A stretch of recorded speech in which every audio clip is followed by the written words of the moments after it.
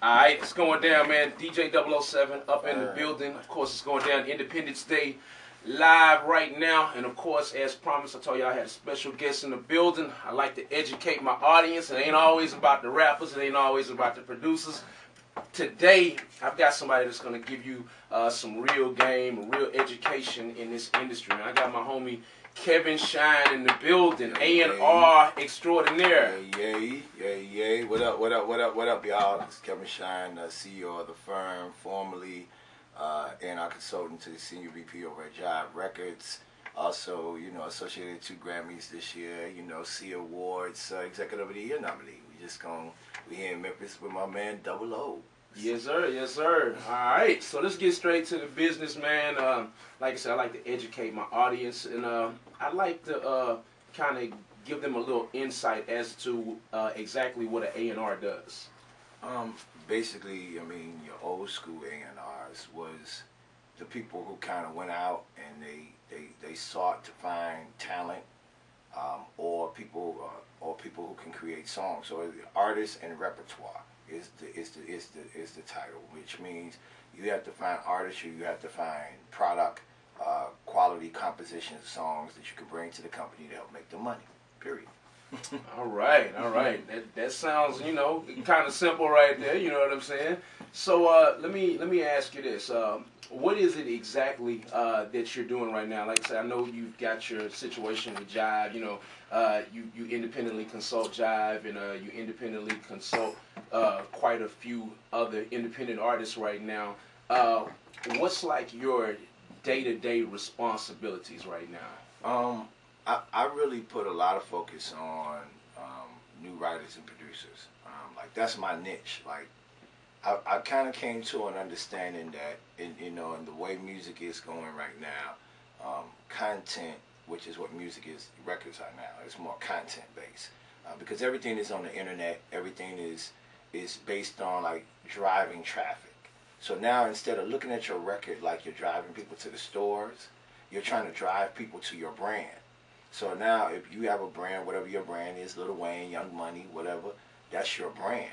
So now the more traffic that you can create around your brand, the more you now are in a position to do other things, like you can be considered for movies, you can be doing soundtracks, you can be doing commercials, you can be doing a whole bunch of other stuff. So it's really broader now because now you're more so working on your brand. So songwriters and producers, what happens to artists a lot of times when they get into their industry, when they first started, they had a good, let's say 3 to 10 years of their life they worked on being an artist, right?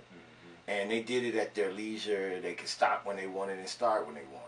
But once you cross that line, you don't have no more time. So you rarely get time to stop and say, well, let me go write this new song. Let me go work on this new record. But the demand never stops. So even though you may have a hit record now, you got to be working on your next 3, 4 records. So when do you have time to do that? So that's the reason why working with songwriters and producers, you get to go in and listen to stuff that you would potentially write, or that you think fit the direction or something you would like to project in your image or in your brand. So that's where having them songwriters and producers on deck, it gives you that opportunity to always be able to make a presentation, get a placement to help an artist keep their career moving forward. All right, so from what I'm understanding right now, songwriters and producers are now becoming the new stars right now. You look at people like your drummer boys right now. Carrie Hilson, Dreams. Yeah, you know what I'm saying? Because see, what's happening is the labels have, at the end of the day, the labels, like I try to tell people, we love to use this word album. Or I'm working on my album. You know what I'm saying? Or I'm working on my mixtape. Or I'm working on my EP. All those are great words, but all those words mean at the end of the day is catalog. I'm working on my catalog.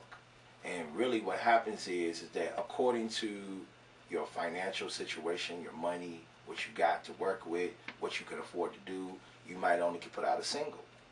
You may only can put out a buzz record. A lot of people don't like to use the word buzz record. A lot of people love that word single. They love to say single because it just sounds like it's bigger than, But really, it's the buzz records. that help you, because that's the introduction. That's your first introduction. Then you go to, then the real order of a single, just so everybody understand. I just wanted to break this down real quick. Your buzz record is your introduction. Like, I'm getting to meet you today, 007. You might take me to a lifestyle store. They know me from my buzz record. This person in the street at the barbershop knows me from the buzz record. This person over here at the party promoter knows me from my buzz record. But I'm buzzing now. So now that I'm buzzing, if I come, now that's the introduction. I come with more buzz record, that gets them to say, okay, I'm a little more comfortable with this guy now. I see he a little consistent. Now we're planning the single. I no longer have to go back through that cycle of meeting people and introducing myself, because as soon as I say this is the record, all them people who were endorsing me, all those people that met me, they now are ready to support that record. So now that's your single. You now introduce the single because you've already set it up via your buzz records. Now, the next step after your buzz record is to figure out, how can we maximize this situation? Do we do an EP of 5 to 8 songs and not give them too much? Because we're still playing what we call a catalog / publishing game. You get what I'm saying?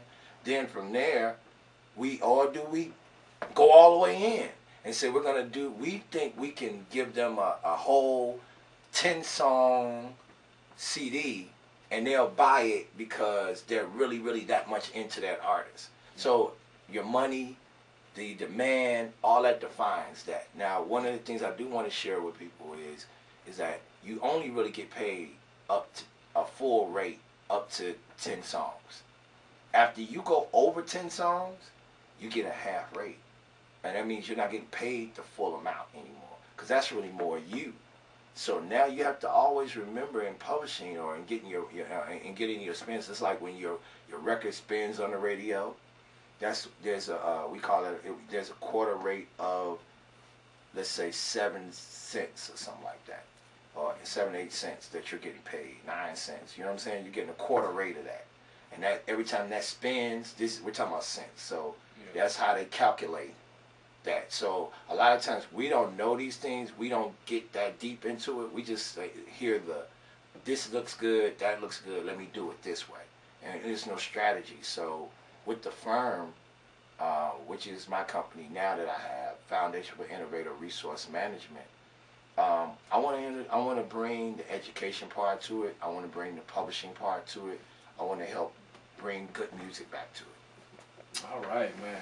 A lot of education going on right now. You know, I'm sitting back just absorbing all this myself. So, you know, while y'all learning, I'm learning as well. So we're getting ready to play a little bit of music, and we're going to come back and come holler back at Kevin Shine. I hope y'all tuned in and listening and just getting your mind right. You know what I'm saying? There are plenty ways to eat in this music game, all right? So we'll be right back with Kevin Shine. Man.